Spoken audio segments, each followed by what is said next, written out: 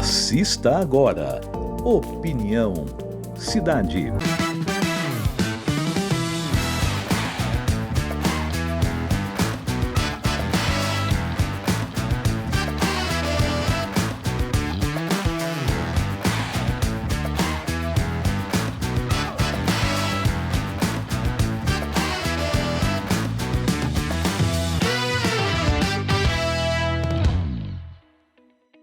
Olá, telespectadores da TV Rio Preto, estamos aqui novamente com o programa Opinião Cidade.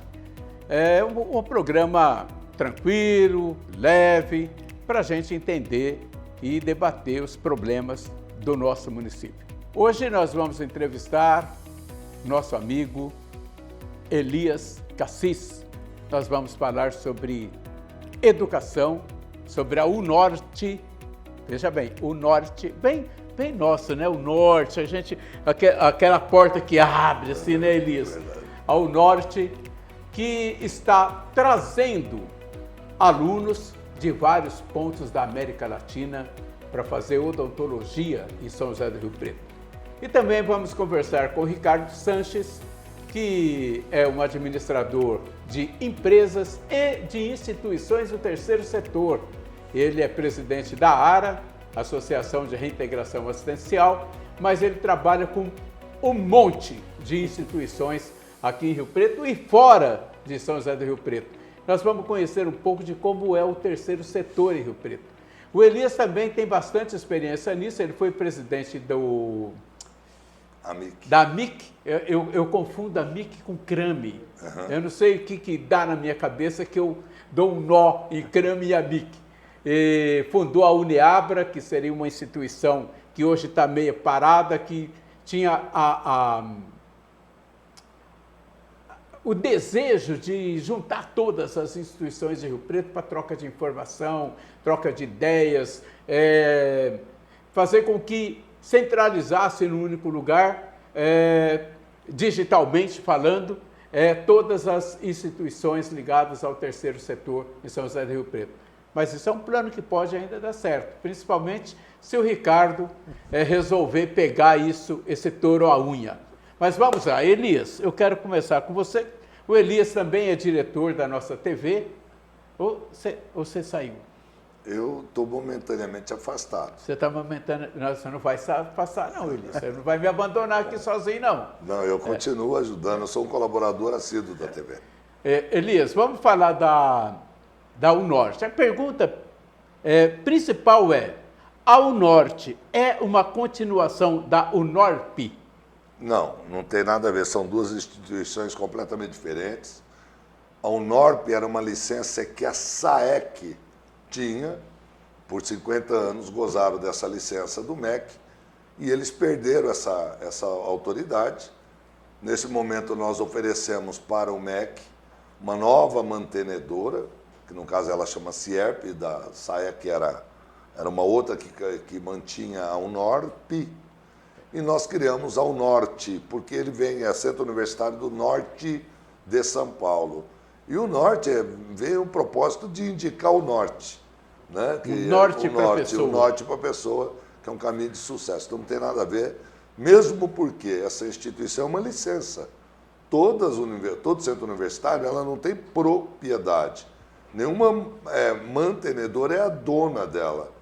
Ela é a gestora enquanto a licença for mantida pelo MEC. Ao momento que passa o recredenciamento a cada 2 ou 3 anos, dependendo dos cursos, ela pode cassar essa licença ou pode renovar essa licença.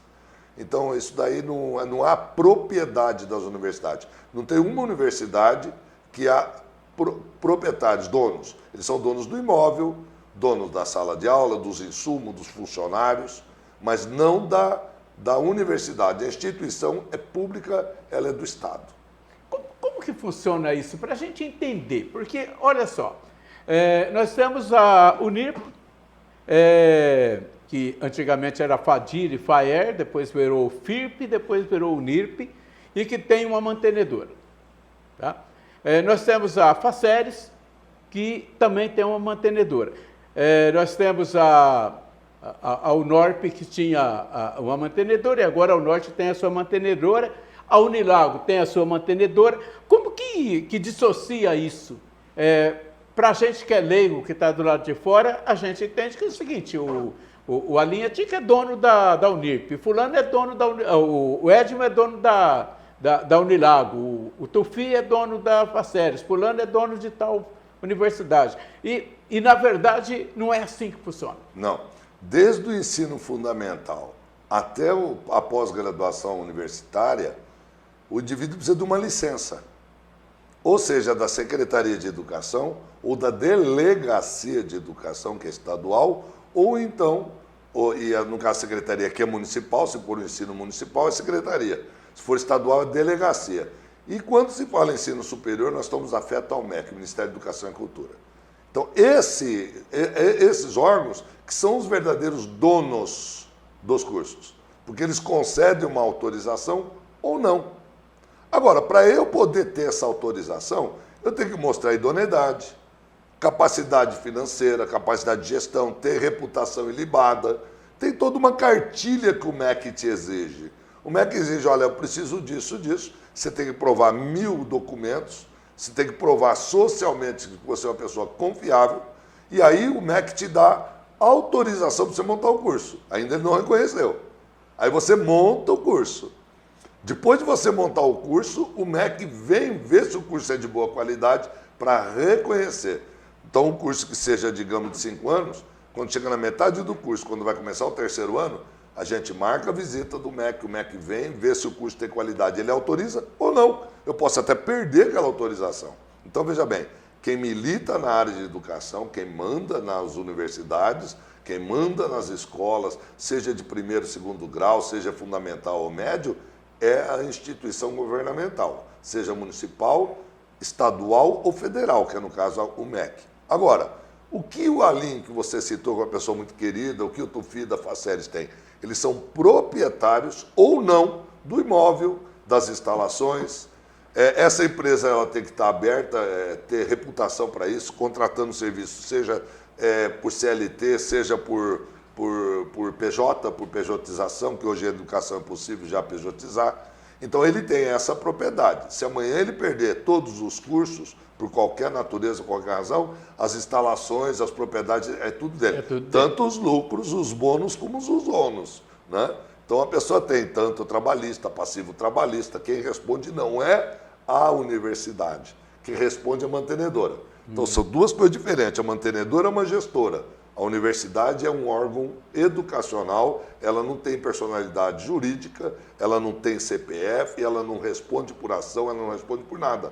Se você tem uma ação judicial, trabalhista, não vem sobre a universidade, vem sobre a mantenedora. E essa é a grande confusão que até jornalistas fazem, né? Pessoas até muito bem informadas não sabem diferenciar entre a mantenedora da mantida. A universidade é mantida por uma mantenedora. E tem mais, eu posso ter uma mantenedora, no caso a CIEP, e posso ter 4, 5 mantidas.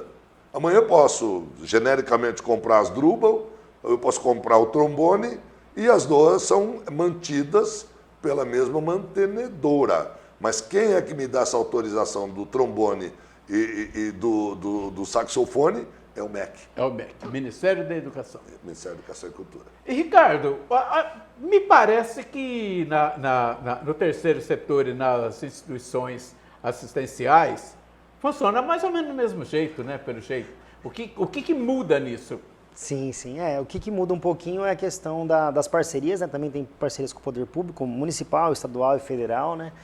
E atualmente mudou bastante pela 13019, né? Que é uma lei que veio para forma de transparência, né? Toda a questão de prestação de contas e outras coisas, para você ser uma instituição hoje, além de ter no mínimo algumas documentações iniciais, né? Você tem diversas outras cobranças, fiscalizações, que isso foi muito bom para o terceiro setor. Separou muito o joio do trigo, né? A gente fala que instituições que não eram tão competentes ou boas, que executavam um serviço às vezes não tão bem, né? E agora instituições querem fazer, na verdade, da caridade, mesmo sendo caridade, ela é uma empresa, ela é um PJ, né? Ela é um CNPJ e tem que ter prestação de contas e tudo mais. Mas ela presta conta para quem? Prefeitura, sociedade civil e todos os órgãos que ela receber recurso ou repassar. Há fiscalização para isso? Sim. E muito severa. Porque antigamente, né, pelo jeito, as pessoas resolviam, vamos fundar uma instituição para cuidar de cachorro, né? Animais. Ia lá e fundava uma ONG. Sim. E não prestava conta para ninguém. Isso é muito ruim já, primeiramente para esse grupo, né? Porque as doações e parceiros dependem dessa transparência para receber mais recursos, né? Tem grupos particulares que fazem, faço parte de alguns também, que a gente recebe doações para ajudar outras instituições. Não temos instituição, é um grupo de amigos também que faz esse trabalho que era antigamente feito, né? Só que aí é bacana a transparência disso, né? Não importa se é da sua de doação, de parceria, do que seja, mas ser transparente, né? Porque hoje em dia a sociedade cobra muito disso. O poder público cobra da questão legal da parceria, do termo assinado, né? Mas a sociedade pede essa pressão de contas, cada vez está contribuindo mais, retribuindo, muitas instituições recebem recursos enormes aí, e você vê que não tem mudanças, né? Isso vai cansando as pessoas. Nossa, mas eu ajudo sempre, está sempre pedindo, está passando por dificuldade. Então ter o porquê está pedindo e ter para onde está usando também, isso é importante. Aliás, isso é uma coisa que eu quero conversar com você daqui a pouco, que é o telemarketing, né?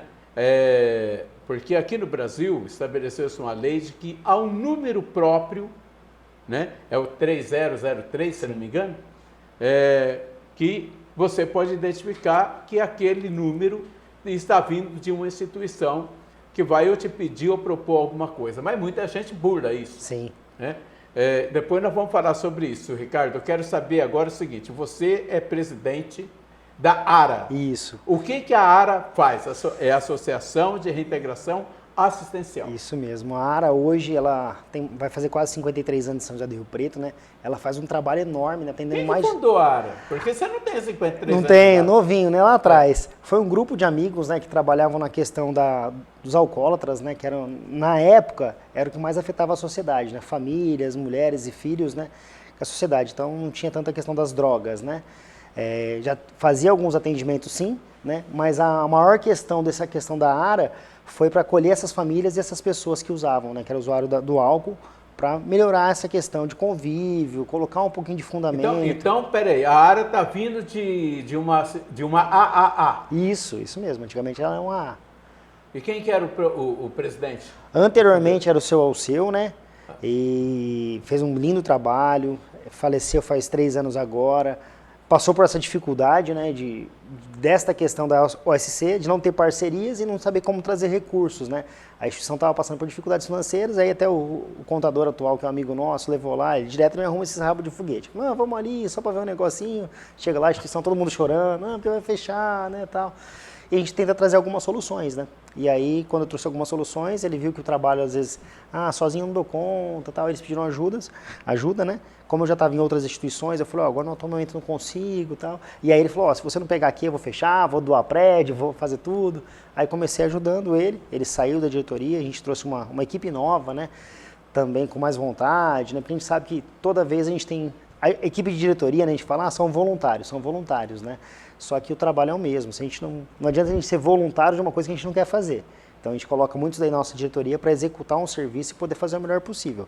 E aí a instituição, há 3, 4 anos atrás, ela teve de 0 atendidos que estavam um pouco estagnada, para hoje quase 5 mil pessoas, atendendo a igualdade racial, faz um trabalho maravilhoso, atendendo o PCD, todos os direitos de pessoas com deficiência. O que é isso, PCD? PCD são as pessoas portadoras de deficiência. Tá. Então, todo São José do Rio Preto que tem essa pessoa, ela pode ir lá diretamente, conseguir seus direitos, desde transporte. Nós temos uma equipe que briga por tudo isso. E tem a central. Dentro do PCD tem a CIL, que é a Central de Intérprete de Libras. Então, eles ligam ou por vídeo ou por presença, eles vão até o local, ajudam aquele usuário. E dentro disso a gente fez o emprego apoiado, que hoje a gente sabe que cada 100 colaboradores de uma empresa, em Rio Preto tem esse porte, muitas empresas têm muito mais de 100 colaboradores, a gente tem que contratar um PCD. Então isso é muito importante. Nossa equipe qualifica, ajuda na triagem, faz a capacitação disso daí e ainda acompanha esse colaborador PCD dentro da empresa para incluir ele na empresa, para não ter aquela coisa de descarte, né? Nossa, não deu certo, não adaptou. Mas nem muitas das empresas estão prontas para isso, né? Aí tem o programa TEIA, que cuida das crianças, que estão na questão judicial, né? Ou para retorno familiar ou para uma questão de adoção. E também muito sério, temos o contraturno escolar, né? Temos o serviço de convênio e fortalecimento de vínculo, que acontece à noite, a questão do CRAM, que o pessoal antigamente falava de CRAME, né? Hoje é o CRAM também, a área representa. O CRAME e o CRAM é a mesma coisa. CRAM, isso. ele cuida da questão da mulher, né, dos direitos da mulher, da questão toda a violência doméstica, tudo que acontece, e também a Casa Abrigo, que a gente também atua com a mulher e com a criança, temos as duas casas. Sabia disso, Elias? Sabia, tinha notícia.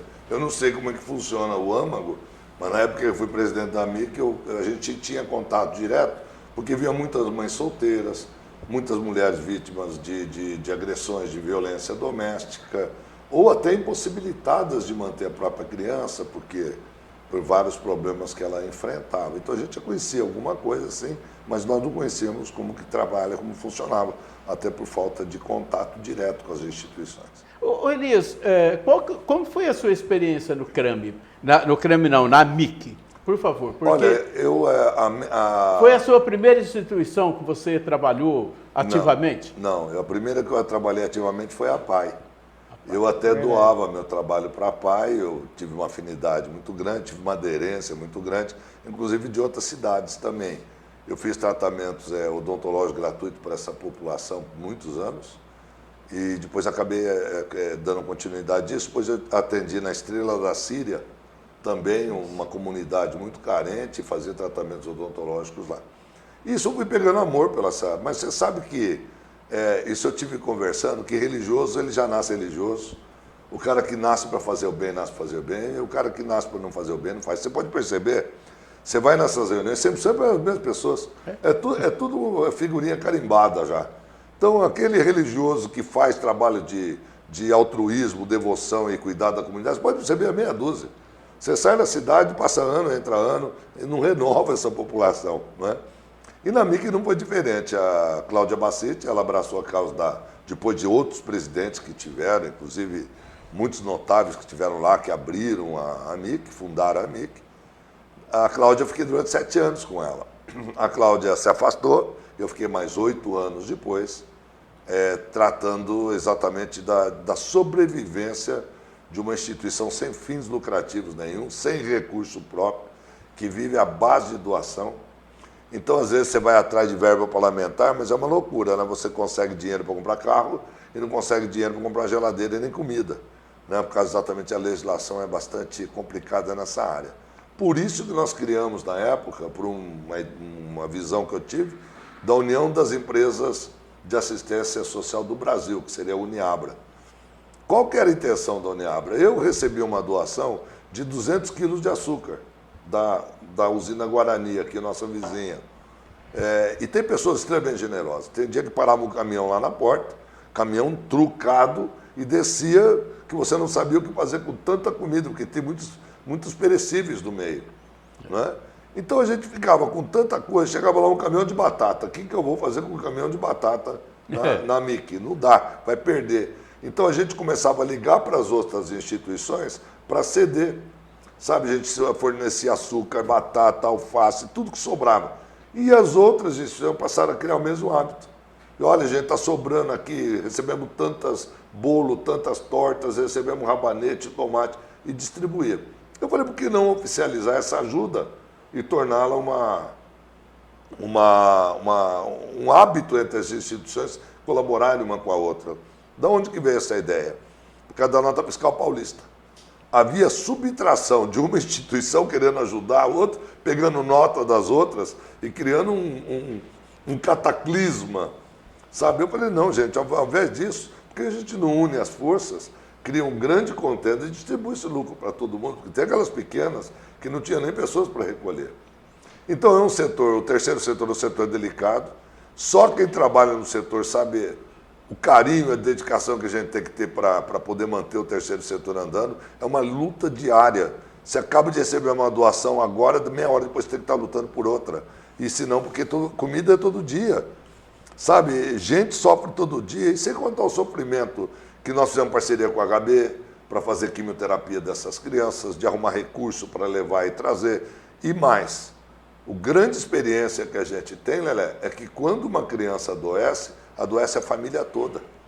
E nós estamos falando de câncer, nós não estamos falando de uma enfermidade passageira, estamos falando de gripe, nós estamos falando de câncer. Felizmente, o câncer infantil ele é mais curável que o câncer adulto, mas nós temos cânceres letais, que nem retinoblastoma, que perde o globo ocular, nós temos rabdomiosarcoma que perde membros. Então, para dentro da sociedade, dentro de uma instituição que a gente trabalha, é uma luta diária, é um sofrimento diário. Nós temos assistentes sociais, tem psicólogos, tem médicos. Então, não é uma luta independente, um individual, é uma luta de um grupo de pessoas que se dedicam a uma causa, e principalmente a comunidade de Rio Preto, principalmente os doadores, os colaboradores da MIC. Nós estamos indo para o intervalo e voltamos daqui a pouquinho.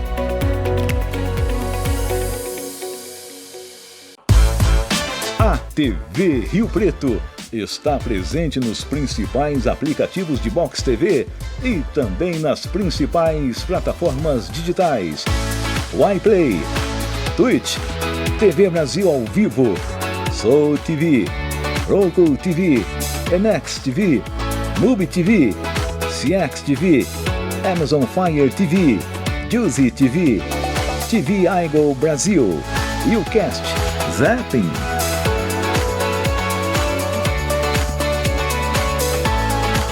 TV Rio Preto, a TV da cidade.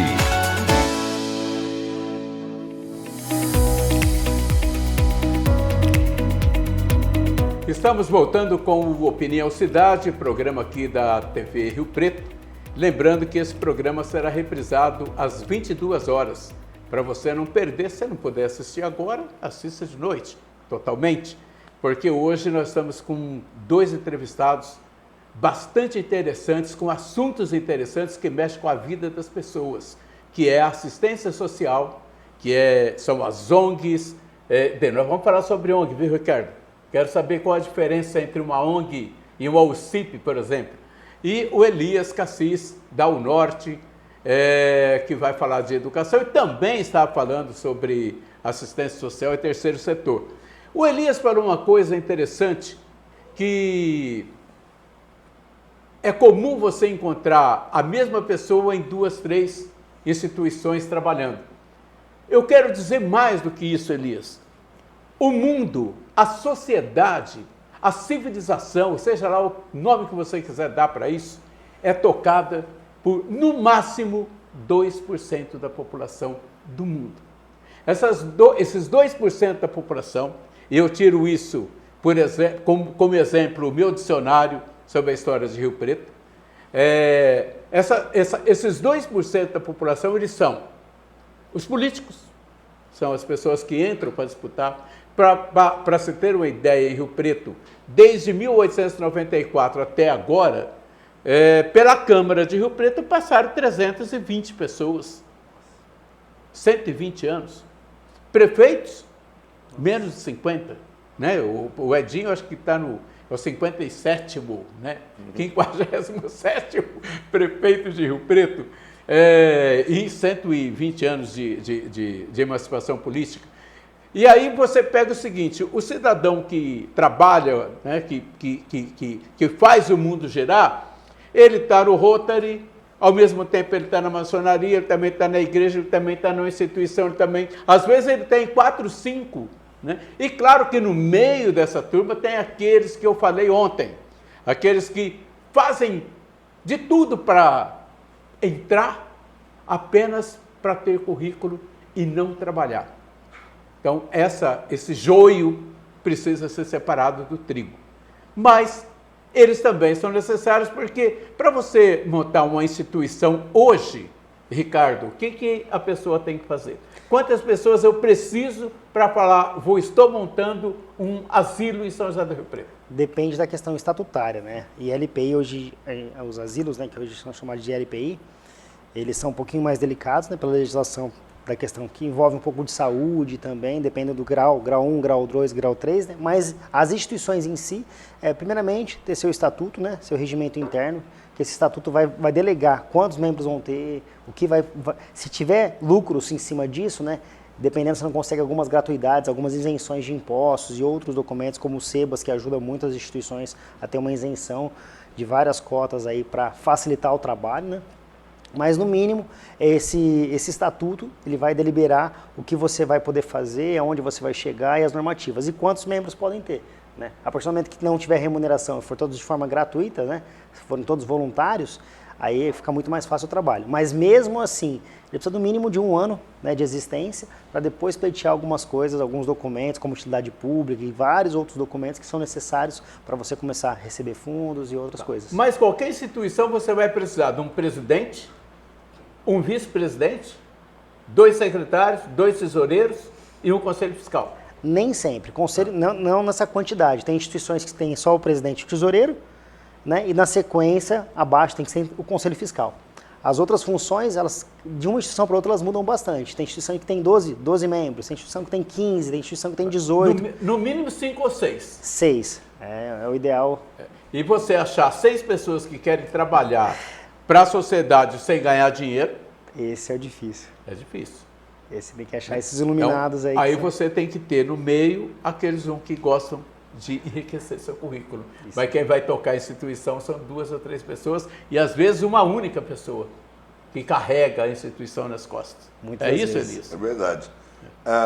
Os colaboradores são importantes, porque toda instituição, bem ou mal, você vai precisar de um funcionário.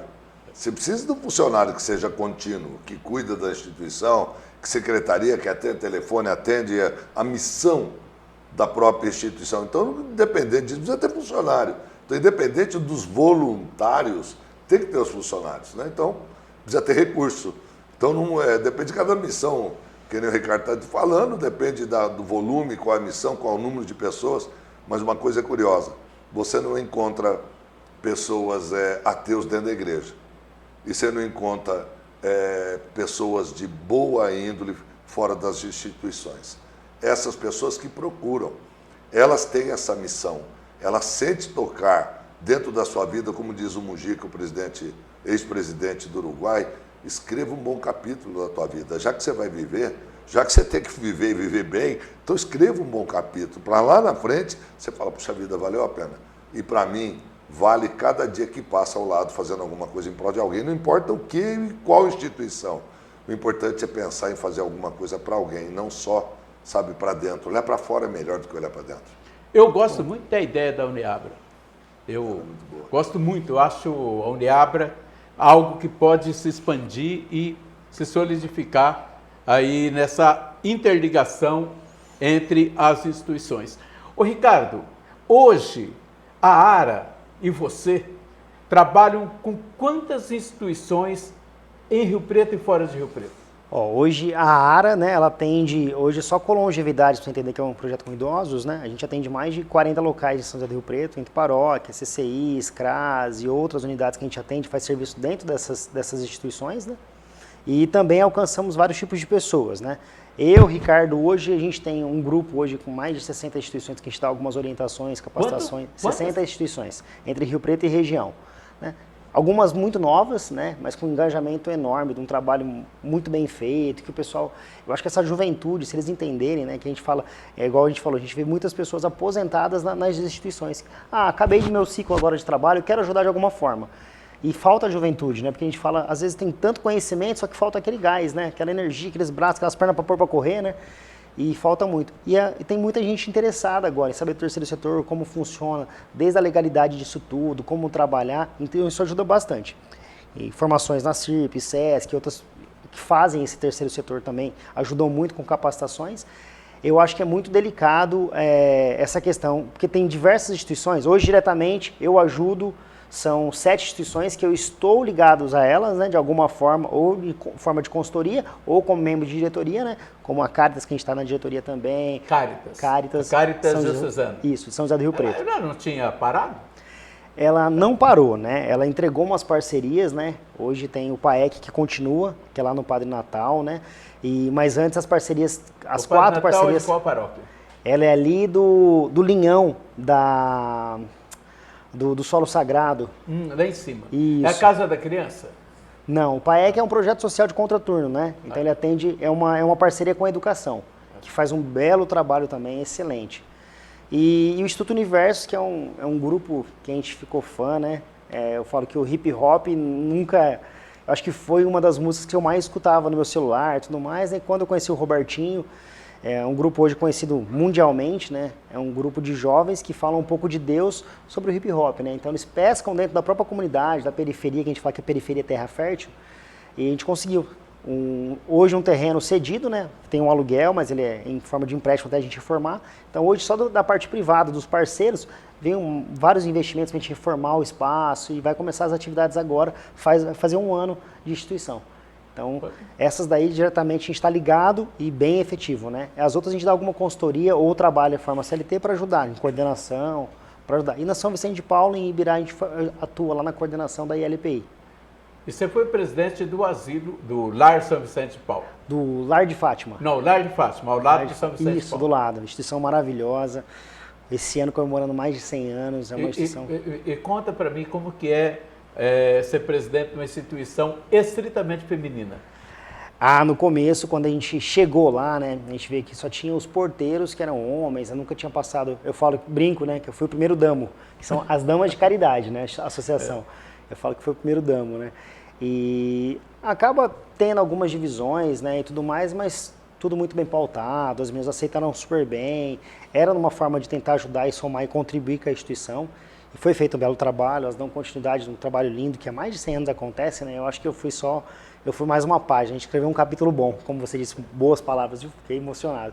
E é o que a gente tenta fazer, né? Eu falo que eu não quero impressionar a cidade, mas eu quero basicamente impressionar minhas filhas que estão crescendo, a gente ser um bom exemplo nessas instituições que a gente faz um trabalho, deixar um bom legado, né? E lá, nossa, um divisor de águas para mim, o Lar de Fátima, aprendi muito, né? Lutei bastante para conseguir algumas coisas e tudo mais, mas eu falo que foi uma porta muito grande para ajudar o terceiro setor, veio de lá. A Associação Damas de Caridade, se não me engano, foi fundada em 1922 ou 1924, alguma coisa assim. Acho que isso por um padre que, se não me falha a memória, chamava Guerra Leal. Nossa. Né, olha que nome, Guerra Leal. Né? A guerra buscava paz, né? É uma guerra leal. É uma guerra diária, né? É uma guerra diária. Ô Elias, Oi. Hoje você está trazendo alunos para fazer odontologia aí da América Latina. Qual que é essa proporção dos alunos nossos aqui com os alunos que estão vindo de fora e como que é a integração deles aqui dentro da universidade?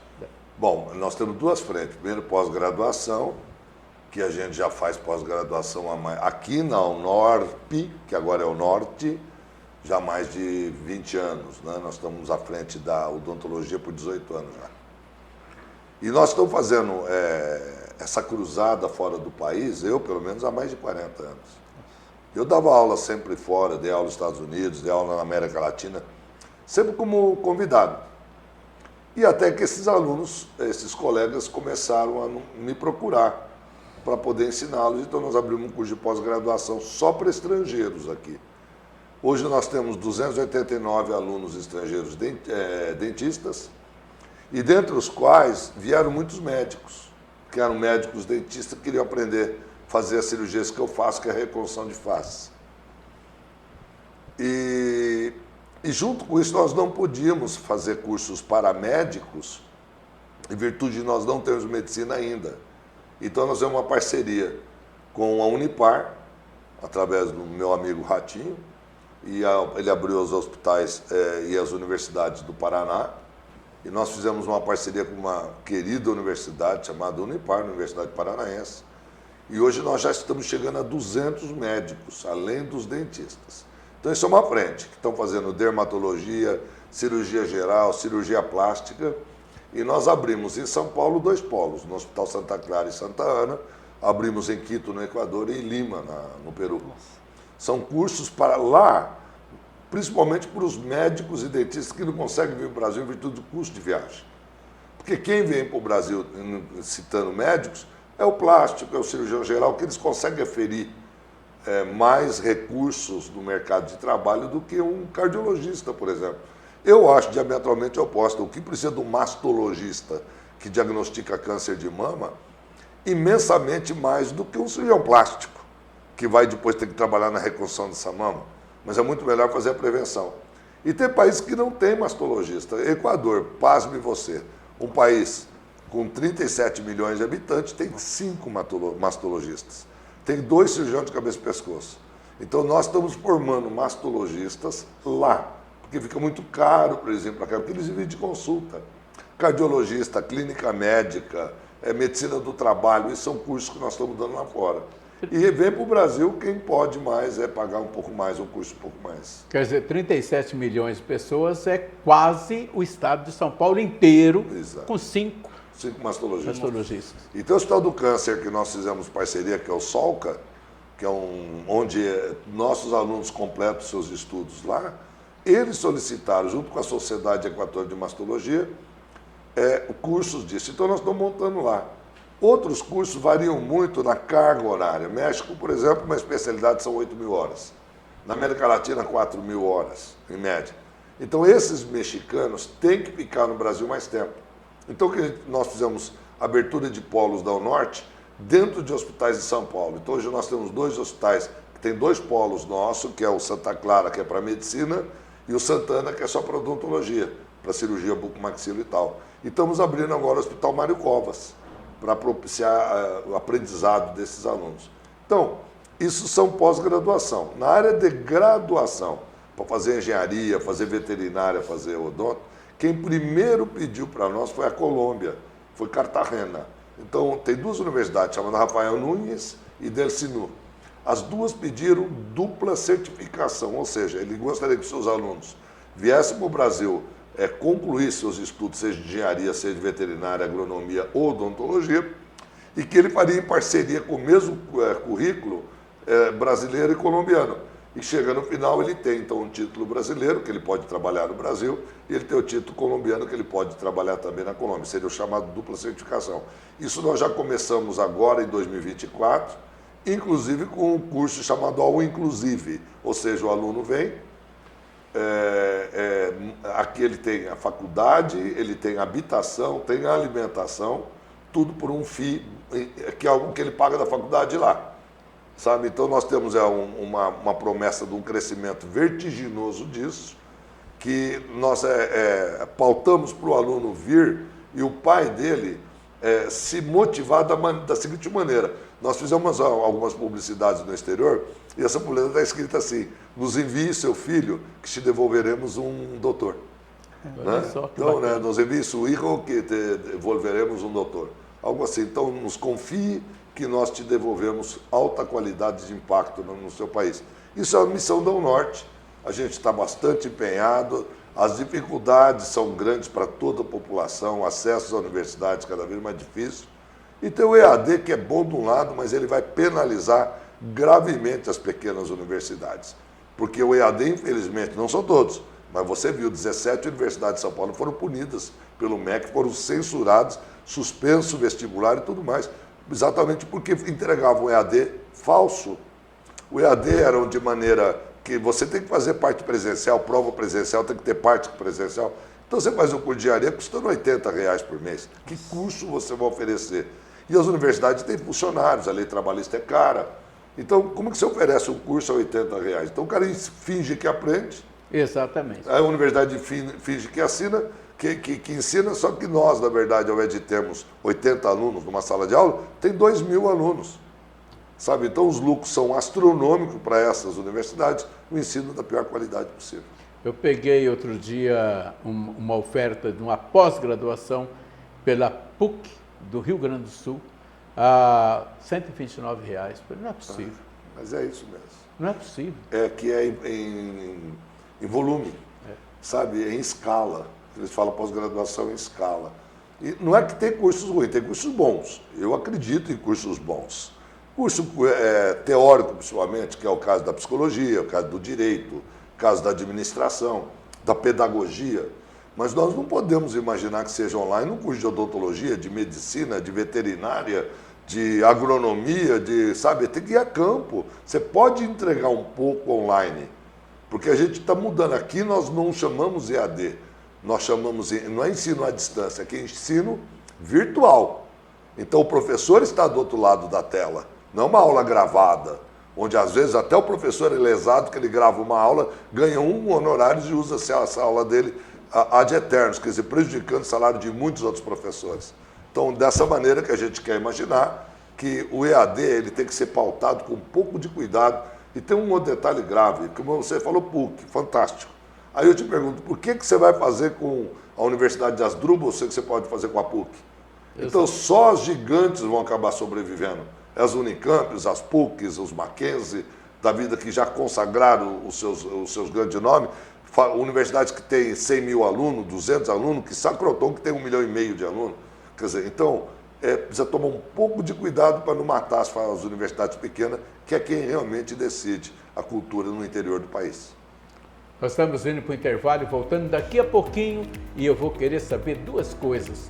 Tu, Ricardo, o que é uma ONG? Qual a diferença entre ONG, OCIP, OS, OSB, essas coisas todas que a gente vê por aí, não entende? E voltar com o Elias para a gente falar dessas pessoas que estão vindo morar em São José do Rio Preto e que são de Honduras, da Venezuela, do Equador, do Peru, do México, e como que está a integração dessas pessoas aqui em São José do Rio Preto.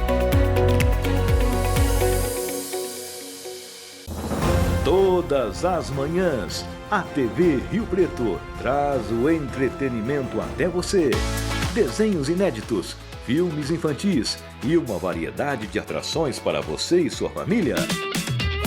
Comece bem o seu dia, aqui na TV Rio Preto, a TV da cidade.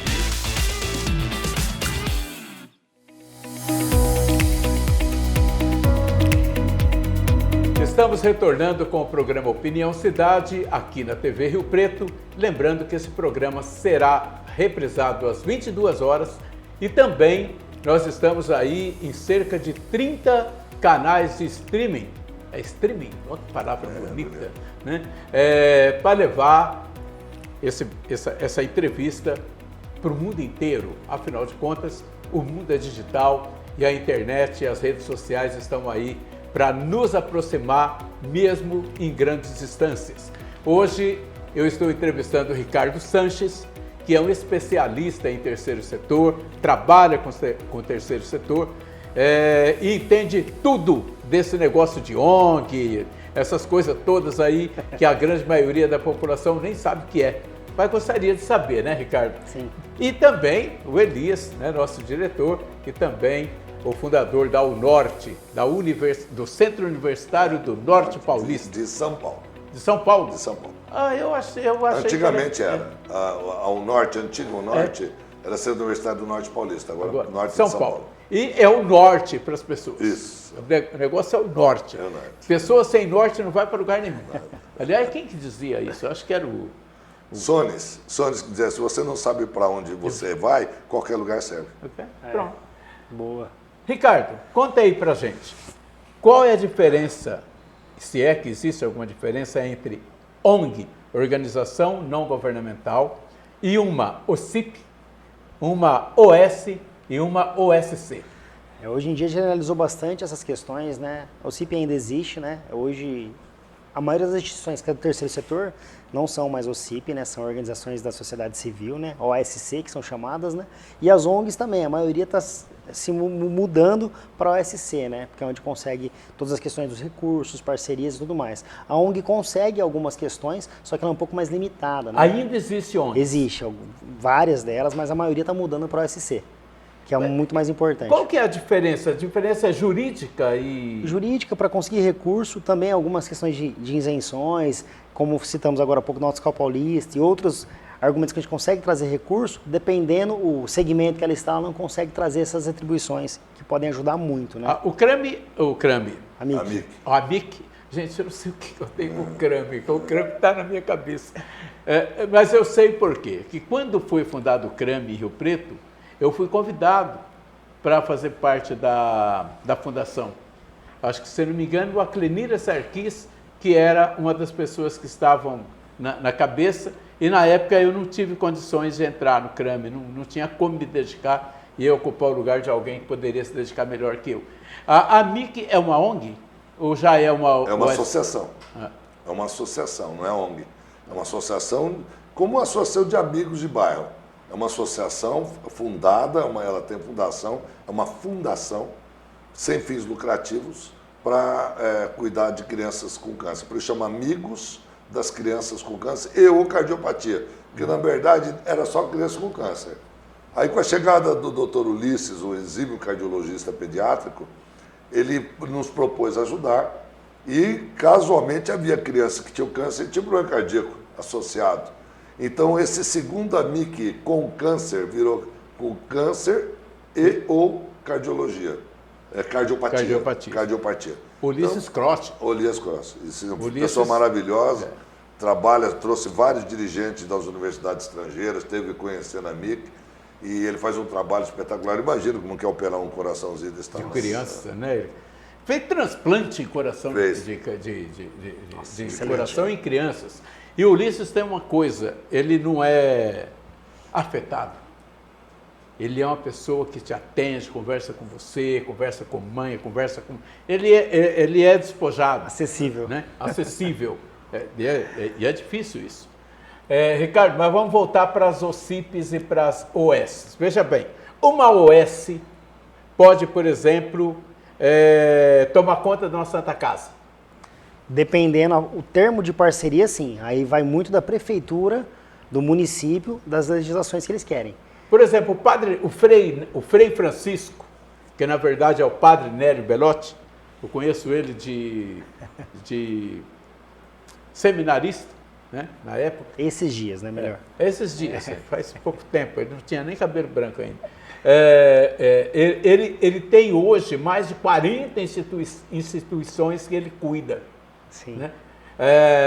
A instituição dele, a São Francisco de Assis, é o quê? Uma OSC, como as outras a gente citou, né? São associações da sociedade civil, né? Então, a organização da sociedade civil.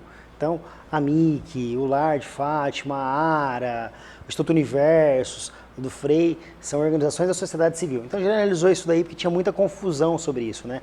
E isso, as parcerias públicas, eles dão preferências a isso, porque senão o restante vira licitação, né? Quando muda totalmente, aí é uma licitação que as empresas vão pleitear as vagas, como acontece com a Staff e outras aqui, eles fazem aquela terceirizada, tá? Que a CIP pode ser assim, terceirizada para assumir algum serviço. E aí não tem algumas gratuidades, não tem a questão do terceiro setor, ele é bem diferente do segmento. Mas são importantes também, mas o terceiro setor só cabe mais às associações da sociedade civil e às ONGs. Você não acha que está na hora da gente fazer um congresso de terceiro setor em Rio Preto? Muito importante. Você não sabe a força que tem as instituições aqui, e até o que eles falou agora há pouco, da União, da Uniabra, o que me interessou muito naquele estatuto lá, foi de trazer isso, aproximar, né? Muitos ainda acham que temos que ser concorrentes, né? Porque tem chamamentos públicos e outras coisas, mas não cabe isso, né? De competência, a equipe técnica, na verdade, nós que somos presidentes de instituições ou participamos de alguma delas, nós somos as pessoas que tentam ajudar, contribuir, somos corajosos, né, de assumir uma função dessa sem fins lucrativos nenhum, mas para ajudar. Então, quem de verdade trabalha são os colaboradores, então escolher da melhor forma, né? E essa união da sociedade civil, né, essas OSCs aí participando, é muito importante. Hoje a gente consegue ter vários amigos aí que entendem que essa parceria mútua é muito importante. A questão de doação, certificados, trabalho, hoje a rede tem que funcionar. A gente tem um caso, né, de uma pessoa que passou pela nossa igualdade racial, né, uma mulher, hoje trabalha com a gente. Então essa rede, mesmo essa rede interna, é importante saber dos usuários que tem, o que a gente pode ajudar, porque os serviços se conversam, né? Nós temos os CRAS, tudo o que acontece, mas as OSCs têm um cunho muito forte. Eu estava até o ano passado como presidente da Agricultura, do Conselho da Agricultura, né, com o CEA, e a gente falava muito da pauta da questão da alimentação, né? Mas é bacana, até na Igreja Católica a gente está como coordenador da Ação Social Transformadora, do Pilar da Caridade, é o mesmo cunho que a gente fala. Não adianta nada a gente dar uma cesta básica. Eu dou uma cesta básica hoje para quantas mil pessoas? É bonito a gente falar um número. São mais de 17 mil pessoas atendidas, famílias, né? Bacana. Mas cada família tem uma triagem diferente, tem que ter uma sensibilidade. Tem família que tem 2 pessoas que estão passando por dificuldade e precisam dessa alimentação. Tem família que tem 8. Essa mesma cesta básica não vai suprir esse mês para essa mesma família. Então a gente não trabalha tentando ser assertivo, né? Resolver o problema, a gente remedia. Então, tipo assim, também não quero, eu alimento todo mundo, o número é bonito, mas é eficaz disso daí. e conforme, igual a questão que a gente faz do emprego apoiado, de várias nossas parcerias. Então não adianta a gente ficar dando a cesta básica, e para até onde essa pessoa vai? Vamos tentar capacitar, levar para o mercado de trabalho, tentar orientar de outra forma também. Né? Não vai deixar de dar a comida que precisa, né? O alimento. Mas eu falo que as instituições têm uma força muito grande. Se elas entenderem isso, elas conseguem cobrar mais do poder público, a seriedade, a transparência, porque o poder público hoje, eu falo que um grande guarda-chuva do poder público é as OSCs. Certinho, Elias? Interessante, eu acho que se motivar a Secretaria de Assistência Social de Rio Preto, eles elaborariam, né, falar com a Silvinha, com a Helena, a respeito de criar achei a ideia fantástica, de unir as entidades assistenciais de Rio Preto. Inclusive, o que a gente teria dentro de vínculo de interesse dessas instituições, não é apenas a colaboração entre elas, também a irmandade entre elas, é o suporte, a troca de informação. A troca de dados é de mais relevante que muitas vezes dinheiro. Né? A maneira de fazer gestão, a maneira de distribuir benefícios, maneira de fazer gestão dos próprios pequenos benefícios, maneira de buscar novos projetos, buscar recursos fora. Então essa instituição visaria buscar recursos, desde o lar do cego trabalhador até o próprio CRAS.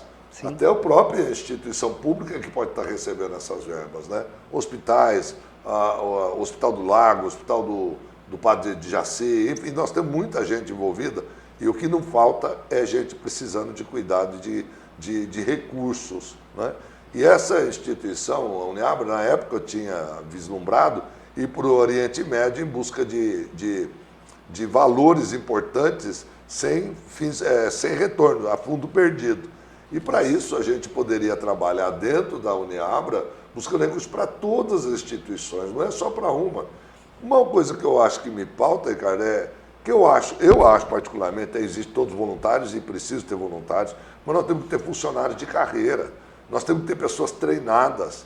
Nós não podemos ter mais gestores públicos porque ele simplesmente é conhecido na cidade. Precisa ver qual é o poder de decisão que ele tem, qual é o poder que ele tem, que conhecimento ele tem de saúde pública, de urbanismo, de sustentabilidade, de civilidade.